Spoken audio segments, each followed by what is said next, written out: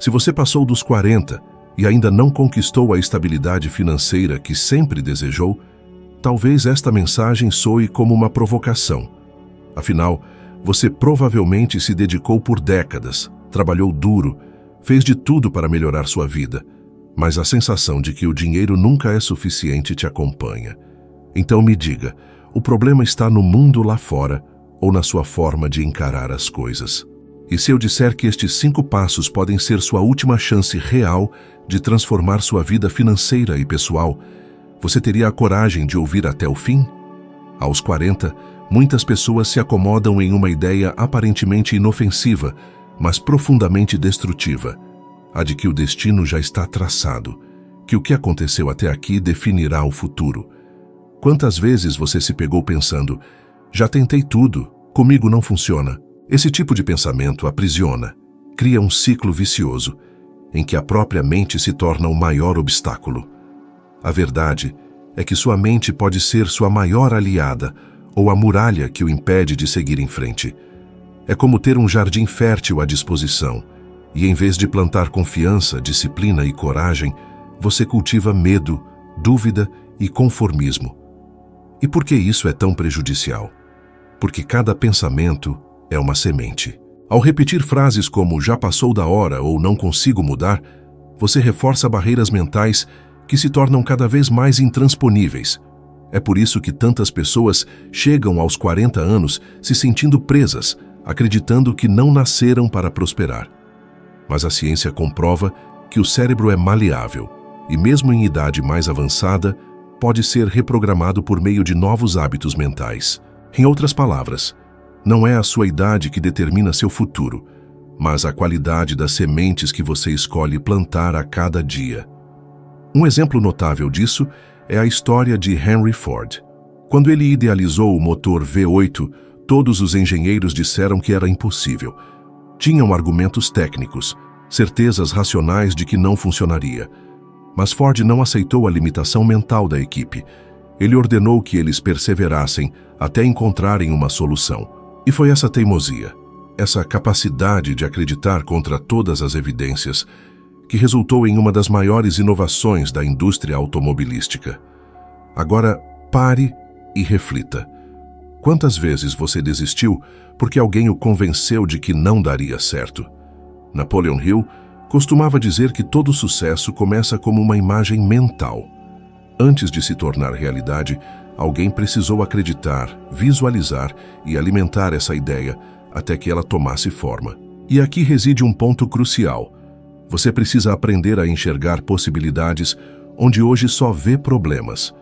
O simples hábito de perguntar, como posso resolver isso, em vez de, por que isso sempre acontece comigo, já muda completamente a qualidade das respostas que sua mente irá buscar. Eu sei que neste momento você pode estar pensando, mas a vida não é tão simples, tenho contas a pagar, filhos para criar, responsabilidades que não me permitem sonhar. Essa é exatamente a armadilha. A rotina, as contas, os medos, tudo isso é real, mas não pode ser a única lente pela qual você enxerga a vida. Porque, se você permitir, essas preocupações se transformam em uma desculpa permanente. Enquanto você luta para apagar incêndios, sua mente não cria nada de novo, não abre espaço para soluções que podem mudar sua realidade. Há ainda outro fator essencial, a repetição. Você não aprendeu seu nome porque alguém lhe disse uma única vez, mas porque lhe repetiram milhares de vezes. Da mesma forma, para dominar sua mente, você precisa repetir novas crenças até que se tornem naturais. Isso não significa se iludir, significa se reprogramar. A psicologia chama isso de neuroplasticidade, a capacidade do cérebro de se remodelar ao longo da vida. Aos 40, 50 ou 60 anos, ainda é possível mudar padrões profundamente arraigados.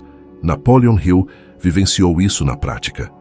Durante a Grande Depressão, ele foi chamado por Franklin Roosevelt para ajudar a transmitir uma mensagem de esperança a milhões de pessoas desesperadas. Hill sabia que a primeira batalha não era econômica, era mental. Se as pessoas acreditassem que estavam derrotadas, nunca teriam forças para reconstruir.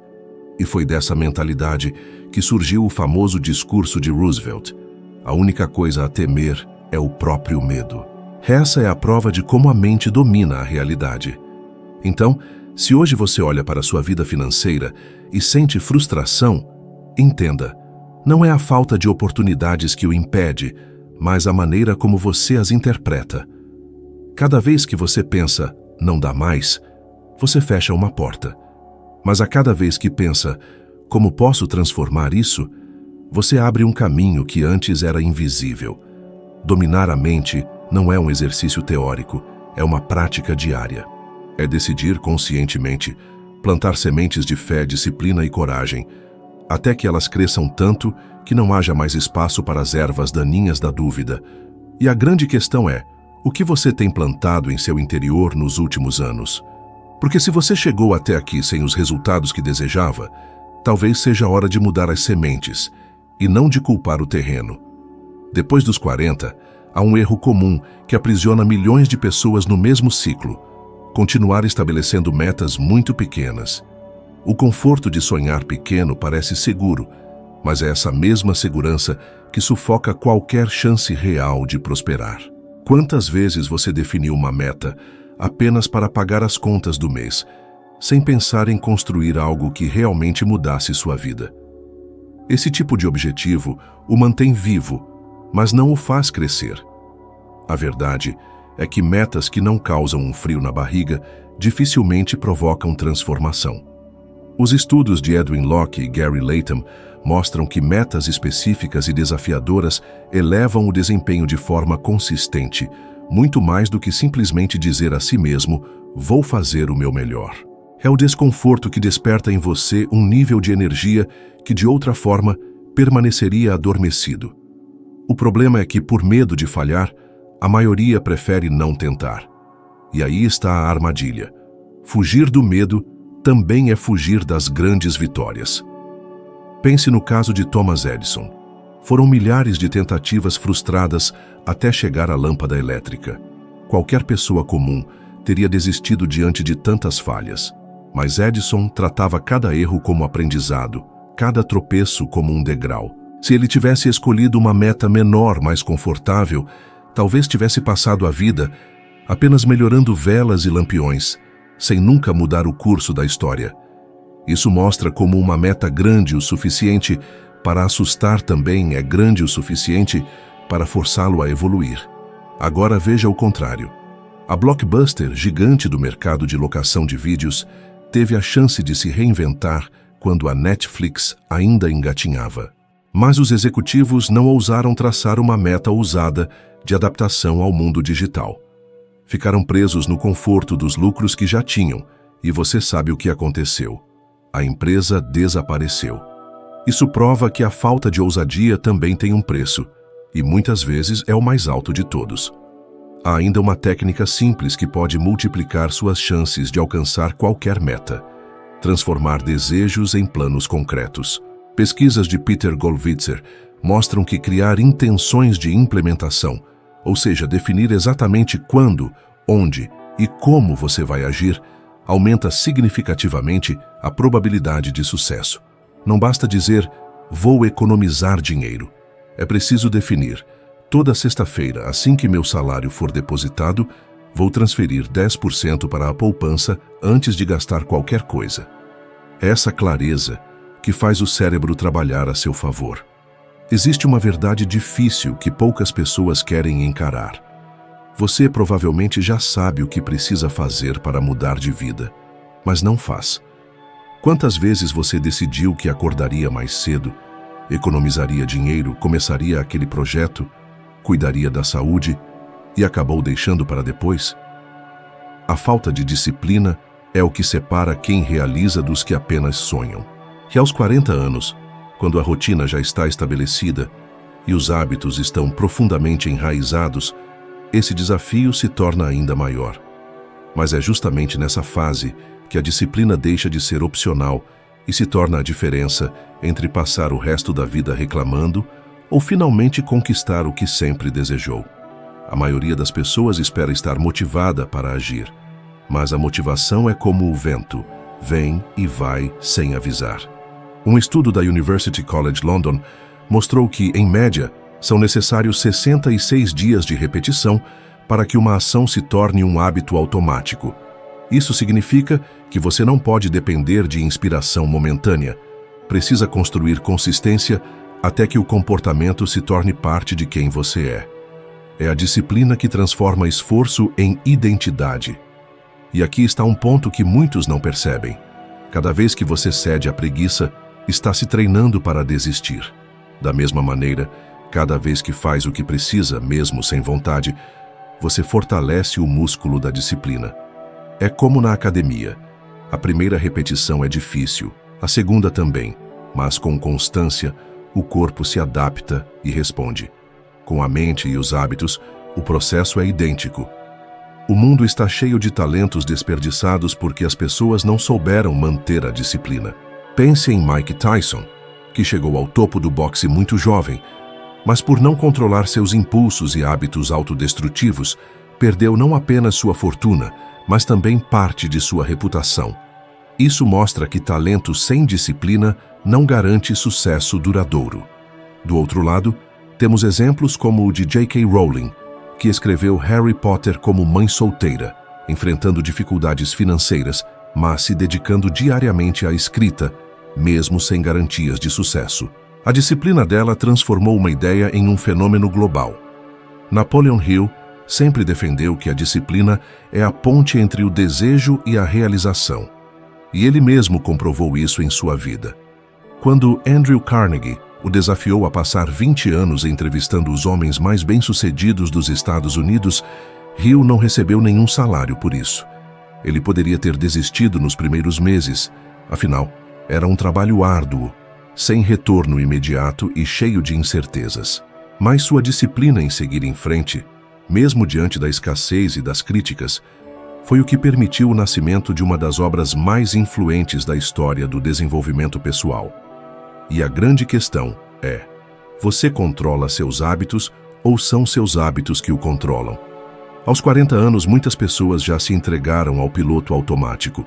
Acordam atrasadas, passam horas nas redes sociais, gastam sem pensar, se alimentam mal, reclamam do chefe e repetem tudo no dia seguinte. No fim, não percebem que essa disciplina negativa também gera resultados, mas resultados de frustração, estagnação e falta de perspectiva. A disciplina existe de qualquer forma. A diferença é se você vai usá-la a seu favor ou contra você. A boa notícia é que a disciplina pode ser treinada. E começa pequeno. Cumprir o horário que você decide acordar, resistir a uma compra impulsiva, terminar uma tarefa sem procrastinar. Esses pequenos atos vão somando força, até que sua mente entende que você é alguém que cumpre o que promete. E quando essa identidade se instala, a disciplina deixa de ser esforço e se torna natural. Então, a pergunta que fica para você é simples. Você quer continuar deixando a vida te levar, sempre reagindo às circunstâncias, ou está disposto a assumir o controle de seus hábitos e, consequentemente, do seu destino? Porque a diferença entre quem enriquece e quem passa a vida se lamentando raramente está no talento ou na sorte.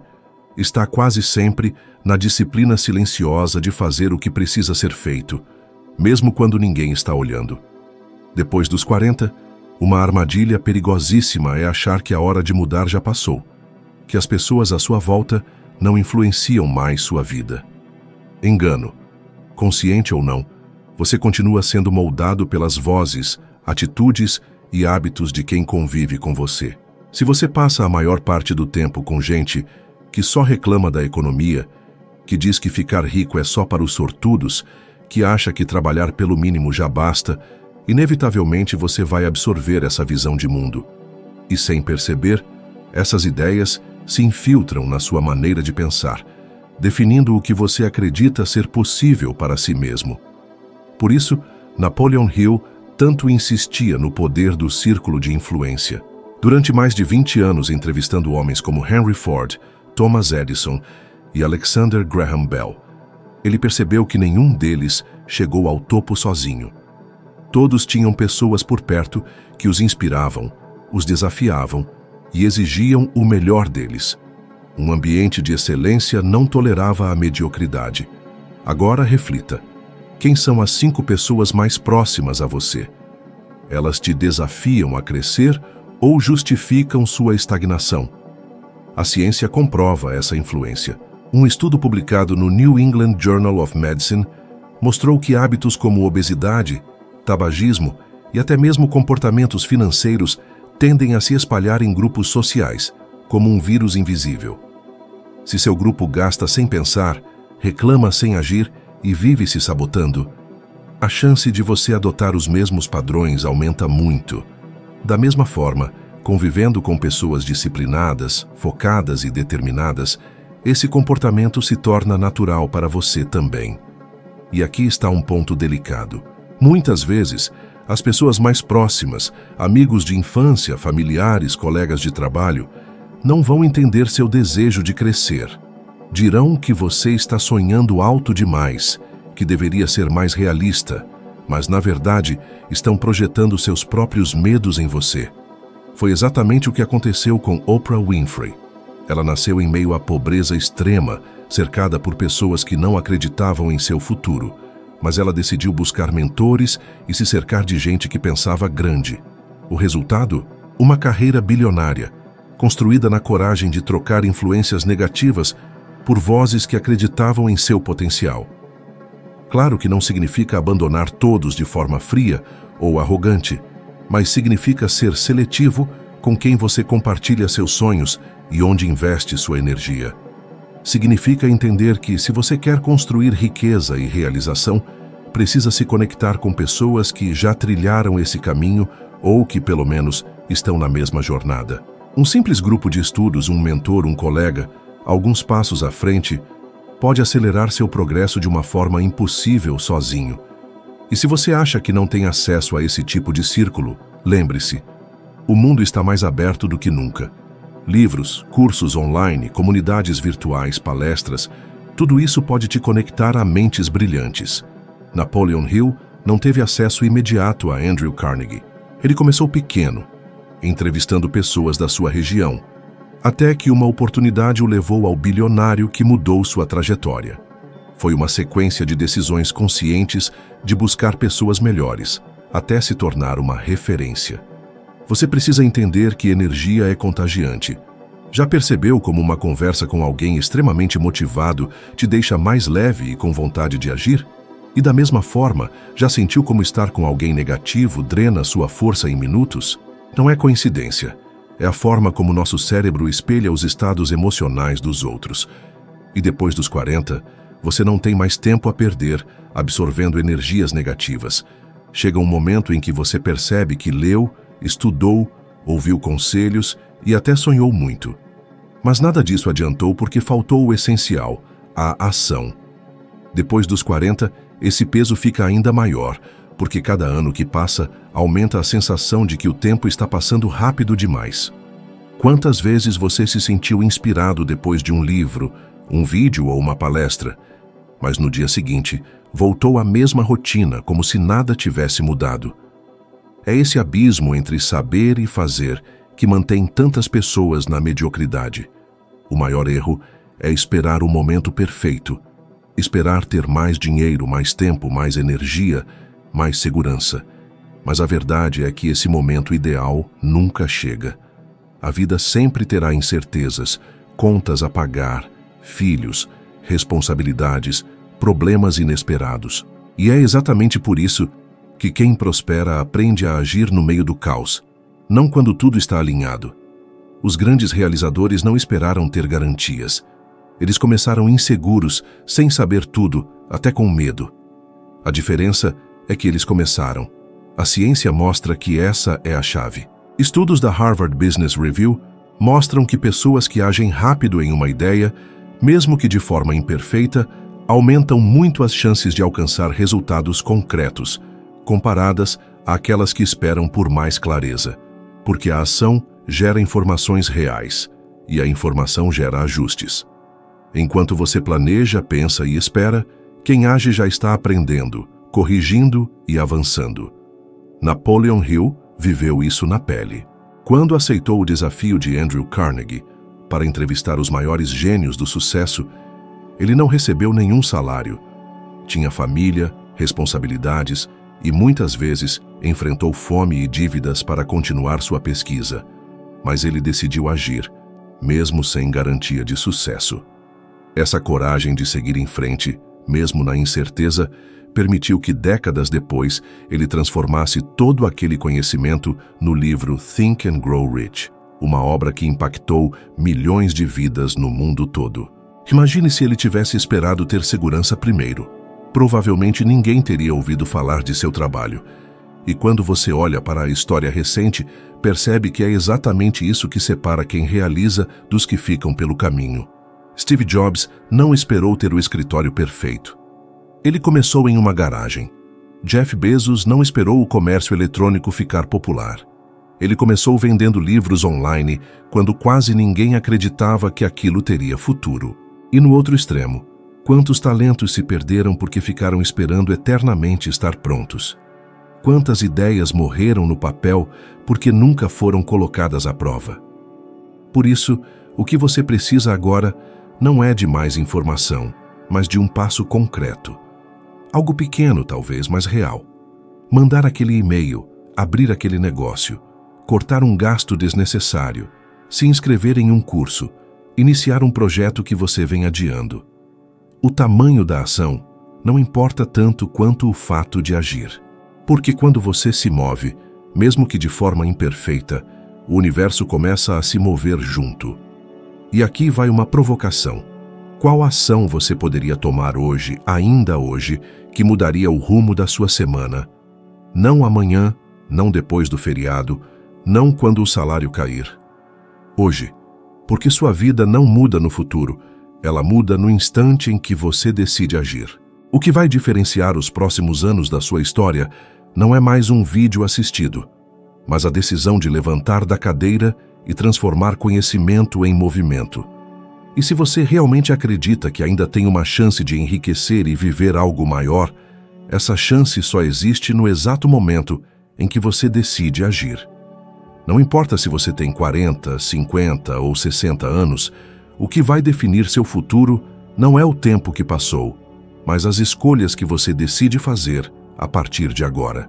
Toda mudança começa na sua mente e se materializa na ação. Se você absorveu isso, já está muito à frente da maioria. E para continuar nesse ritmo de evolução, eu quero te convidar a assistir ao próximo vídeo que já está aparecendo na sua tela. Nele, você vai subir mais um degrau na sua jornada de sabedoria e se tornar 1% melhor do que é agora. Muito obrigado por estar comigo até aqui e eu te espero lá no próximo vídeo.